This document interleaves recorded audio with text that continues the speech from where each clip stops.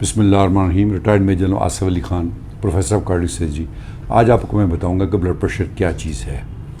جیسے آپ کو معلوم ہے ہمارے جسم میں خون دوڑتا ہے, اس کو چلانے کے لیے کوئی پریشر چاہیے جو کہ دل پرووائڈ کرتا ہے.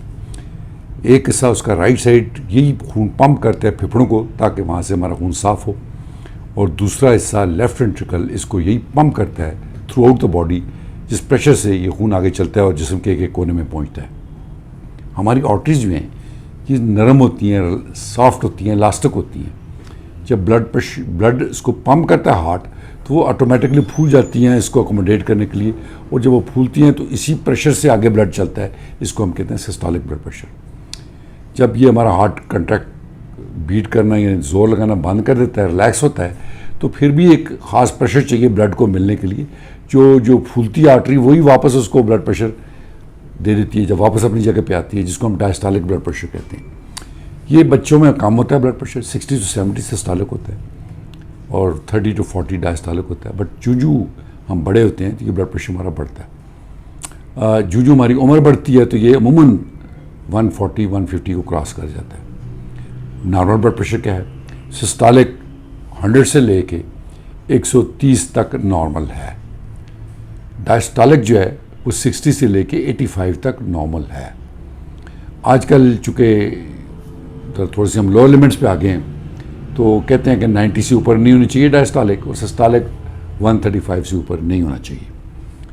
کچھ تو ایج کی وجہ سے ہمارے دونوں بلڈ پریشر بڑھ جاتے ہیں, آرٹری سکڑ جاتی ہیں, اسٹیف ہو جاتی ہیں, ڈائسٹالک بلڈ پریشر بڑھ جاتا ہے اور سسٹالک بلڈ پریشر بڑھ جاتا ہے.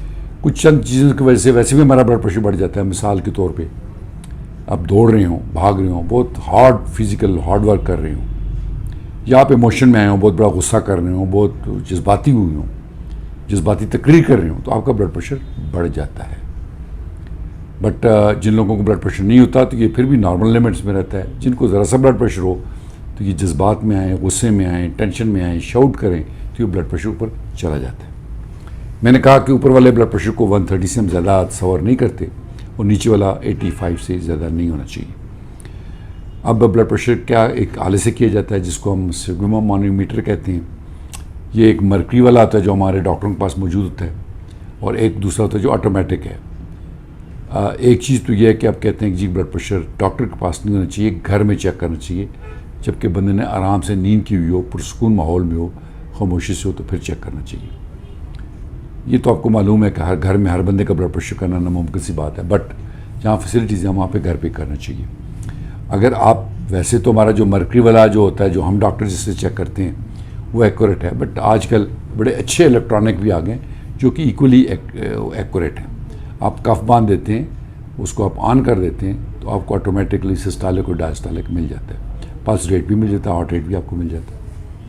تو پہلے تو میں نے کہا نا کہ آپ کو نارمل بلڈ پریشر کیا ہے, اوپر والا 100 سے لے کے 130-135 تک, اپ ٹو 140 عمر کے ساتھ ہم اس کو ایکسیپٹ کرتے ہیں. نیچے والا 60 سے لے کے 85 تک اپ ٹو 90 ہم اس کو نارمل تصور کرتے ہیں. سو نیچے والا 90 سے زیادہ ہو, اوپر والا 140 سے اوپر ہو تو یہ بلڈ پریشر ہے.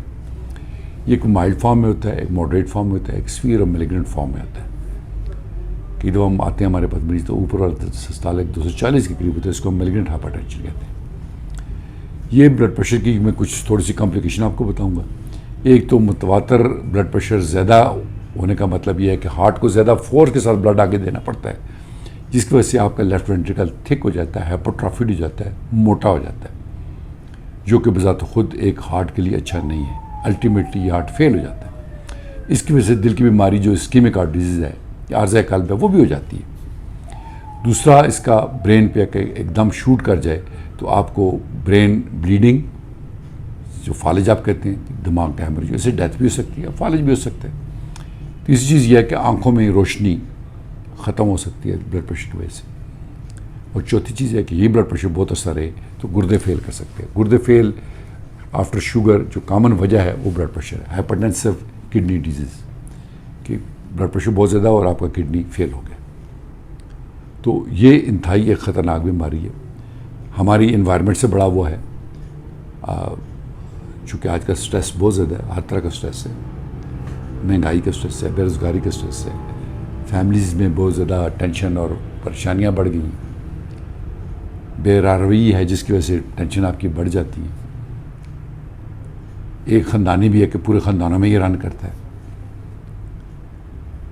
اس کے لیے اس کی علامات عموماً ہیڈیک ہے، سر کا چکر آنا، سر کا بولنا، اور کئی دفعہ ٹیں ٹیں کی آوازیں ان کو آتی ہیں سر میں، اور ہیوی بوجھ کی وجہ سے کئی دفعہ آپ کو دل کا پین ہوتا ہے، انجائنا ہوتا ہے.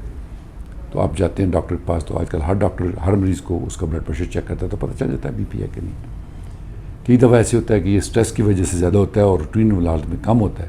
جب آپ سوئے ہوتے ہیں تو کم ہوتا ہے، اسٹریس کی وجہ سے زیادہ ہو جاتا ہے.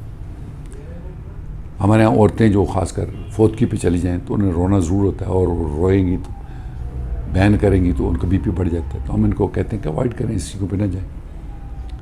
بہرحال اس کی کمپلیکیشن میں جو میں نے آپ کو بتایا 4-5 کمپلیکیشن، آنکھوں کی روشنی ہے، ہیمریج ہے، برین ہیمریج ہے، ہارٹ اٹیک کا، دل کا پھول جانا یا پھر کارڈک فیلر اور کڈنی کا فیل ہونا، یہ کامن پرابلم ہے. اس سے کئی دفعہ ہمارا جو میجر ایورٹا ہے وہ ڈائلیٹ کر جاتا ہے، اس کو ہم کہتے ہیں انریزمل ڈائلیٹیشن آف ایورٹا. ایورٹا ڈائلیٹ کر جاتا ہے. کئی دفعہ ایسے ہارٹ کا ایک ویل ہے، ایورٹک ویل، پریشر کی وجہ سے وہ لیک کرنا شروع کر دیتا ہے، اس پہ بہت زیادہ پریشر پڑتا ہے. تو سمٹم میں نے آپ کو بتا دیے. اب اس کو علاج کیسے کیا جائے؟ پہلی چیز تو یہ ہے کہ اس کی چند چیزیں پرہیز. نمک کسی شکل میں، سوڈیم کسی شکل میں بھی ہارٹ کے لیے اچھا نہیں ہے، بلڈ پریشر کے لیے اچھا نہیں ہے. ہم ٹریڈیشنلی چونکہ ہمارے پاس بہت وافر مقدار میں نمک ہے تو ہم نمک بہت زیادہ کھاتے ہیں. اس میں بھی ہم یہ دیکھتے ہیں کہ ریفائنڈ سالٹ، جو پیور سوڈیم کلورائڈ ہے، ریفائنڈ سالٹ، وہ بہت زیادہ یوز کیا جاتا ہے، پیکٹ میں بازار میں ملتا ہے. تو اس کو ہم ڈسکریج کرتے ہیں. کوئی ضرورت نہیں ہر چیز پہ ہم سیب کے اوپر نمک ڈال کے کھاتے ہیں، کھیرے کے اوپر نمک ڈال کھاتے ہیں، ٹماٹر کے اوپر نمک ڈال کھاتے ہیں، گوشت کے اوپر نمک ڈال کے کھاتے ہیں. کئی گھروں میں عطن بہت زیادہ نمک استعمال ہوتا ہے. تو یہ ہم اس کو کہتے ہیں کہ نمک کو بند کر دیں.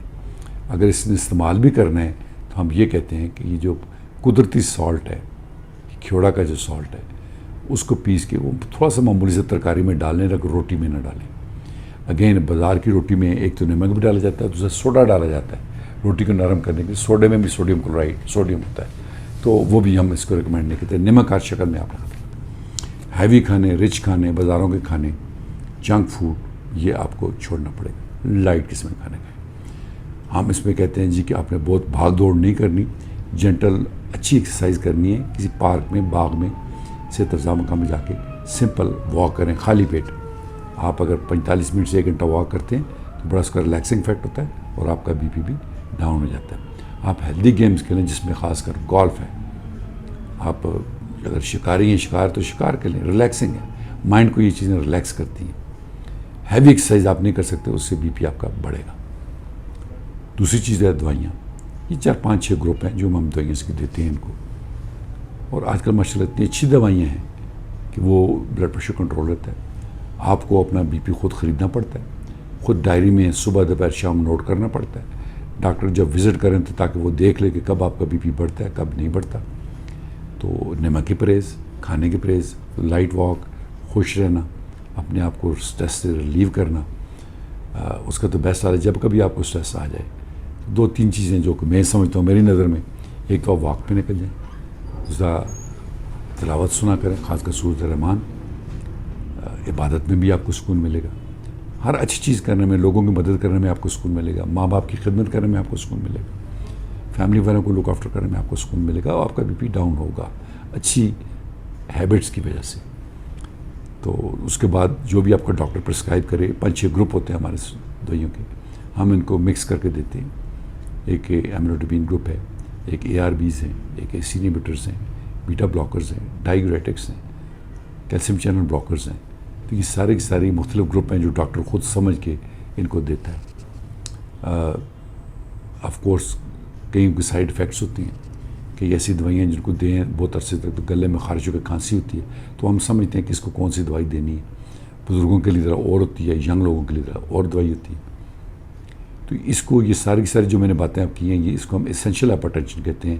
وہ بلڈ پریشر جس کی وجہ کوئی بھی نہیں ہوتی اور آپ کو بلڈ پریشر ہو جاتا ہے.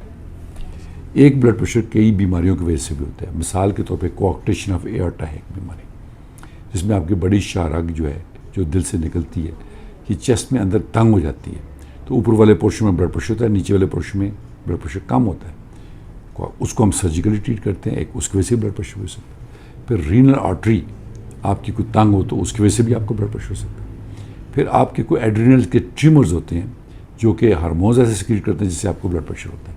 تو یہ مختلف وجوہات ہیں جن کی وجہ سے اس کو ہم سیکنڈری ہائپرٹینشن کہتے ہیں. اگین کڈنی کس کے ڈیمیج ہو جائیں, کڈنی فیل ہو جائیں, اس کی وجہ سے بھی آپ کو بلڈ پریشر ہو جاتا ہے.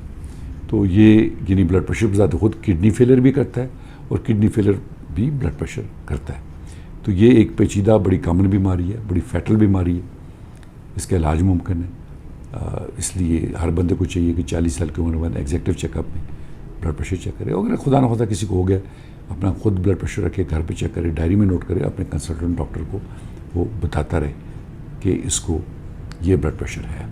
لیکن پھر میں آخر میں کہوں گا کہ سکون قلب, دماغ کا سکون, ہیلدی لائف, سمپل کھانا, واک کرنا, خود بھی سکون سے رہیں, دوسروں کو بھی سکون سے رکھیں. اور یہ غصہ, ٹینشن, پریشانی, مار پیٹ, گالی گلوچ, یہ سے بی پی بڑھتا ہے, اپنی صحت خراب ہوتی ہے اور فائدہ کچھ بھی نہیں. بہت بہت شکریہ.